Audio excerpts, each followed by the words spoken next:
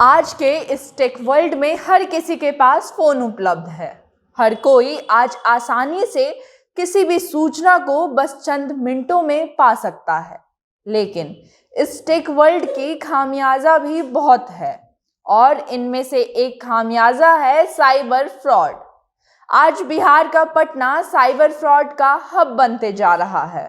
आज ऐसे आसपास कई लोग हैं जो कि साइबर फ्रॉड के शिकार होते हैं और कई लोग हैं वह कहते हैं कि उनके बैंक से पैसा निकाल लिया गया, तो कई लोग कहते हैं कि उनके बैंक अकाउंट को बिल्कुल खाली ही कर दिया गया। आए दिन ऐसे केसेस आते रहते हैं और हमारे करीबी रिश्तेदार ऐसे केसेस के बारे में बताते रहते हैं। वैसे ही पिछले दिन कुछ ऐसा ही केस आया है। आए दिन फोन कॉल पे लोगों के अकाउंट से बैलेंस खाली करवा दिया जाता है। ऐसा एक मामला सामने आया है। एक युवक को कॉल करके अकाउंट नंबर मांगा गया और उस युवक ने उन्हें अकाउंट नंबर बता भी दिया। बस क्या था, कुछ मिनटों में ही उनका अकाउंट बिल्कुल खाली हो गया। नमस्कार, मेरा नाम हर्षिता सिंह है और आप मेरे साथ जनता जंक्शन देख रहे हैं।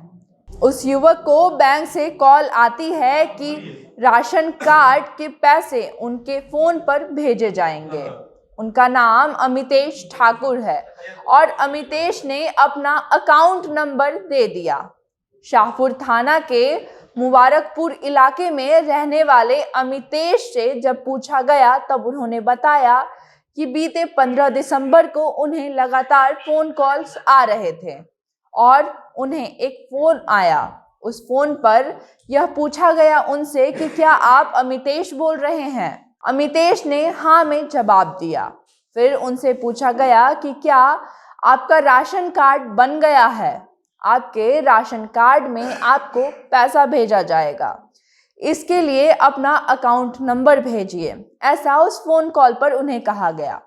इसके बाद उनसे यह भी पूछा गया कि आपका मोबाइल नंबर जो है उस पर एक लिंक भेजा जाएगा, आपको क्या वह लिंक दिख रहा है, और इस लिंक पर क्लिक करके आपको एक ऐप डाउनलोड करना होगा जिसके द्वारा आपको पैसे भेजे जाएंगे। बस क्या था, उनके इतना कहने पर अमितेश ने ऐप डाउनलोड कर लिया बिना यह सोचे समझे कि यह कौन सा ऐप है। फिर क्या था, अमितेश ने वह ऐप डाउनलोड कर लिया। फिर जब अमितेश ने अपने मोबाइल पर नोटिफिकेशन देखा तो उन्होंने देखा कि उनके फ़ोन से 2000 रुपये कट चुके हैं। फिर अमितेश ने उन्हें यह भी कहा कि उनके अकाउंट से 2000 रुपये कट गए हैं और उन्होंने फ़ोन कॉल करके फ्रॉड को यह बात बताई। इस पर अमितेश को कॉल पर फ्रॉड ने कहा कि ऐसा होता है। इस पर शातिर ने यह भी कहा कि यह नेटवर्क के परेशानी के कारण हो रहा है और कुछ देर में ही सारे पैसे आपके खाते में आ जाएंगे, आप चिंता ना करें। लेकिन फिर भी उन अमितेश के अकाउंट से लगभग 2 लाख रुपए कट गए और अमितेश हाथ पे हाथ रख कर बस देखते रह गए। अमितेश ने इस बात की जानकारी पुलिस को दी। पुलिस ने पूछताछ के आधार पर केस दर्ज किया। लेकिन बात ऐसी नहीं है कि यह सिर्फ अमितेश की कहानी है। आए दिनों ऐसे केसेस आते रहते हैं जहां पर फ्रॉड कॉल करके कहते हैं कि कोई ऐप डाउनलोड कीजिए और आपके बैंक अकाउंट में पैसा जाएगा।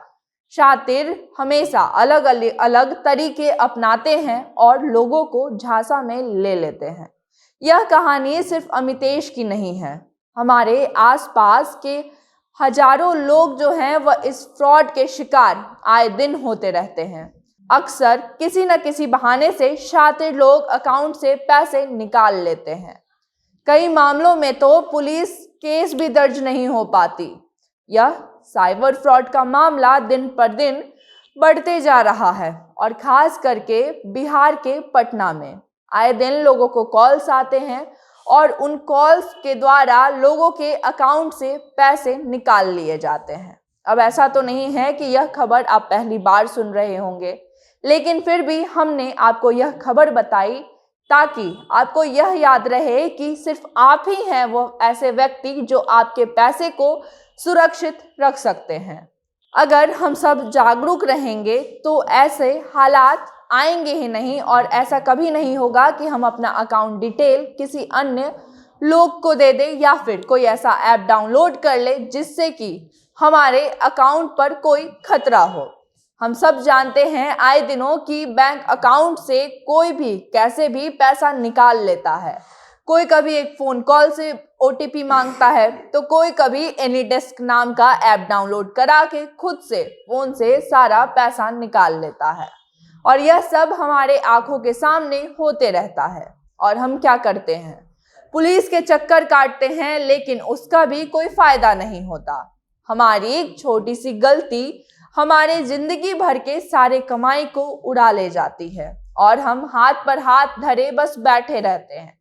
लेकिन अगर हम सब खुद सतर्क रहें, अगर कोई कॉल करे उसे कोई पासवर्ड ना दे, OTP ना दे या फिर किसी भी अन्य लिंक से कोई ऐप इंस्टॉल ना करे तो शायद हम अपने आप को इस चपेट से बचा सकते हैं। बाकी मेरा नाम हर्षिता सिंह है, आप मेरे साथ जनता जंक्शन देख रहे हैं। अगर आपको यह खबर पसंद आई हो या फिर आपको ऐसा लग रहा हो कि आपके करीबी रिश्तेदार भी ऐसे झांसे में फंस सकते हैं तो उन तक यह खबर जरूर शेयर करें। कैमरे के पीछे मेरे साथी ओम प्रकाश खड़े हैं। धन्यवाद।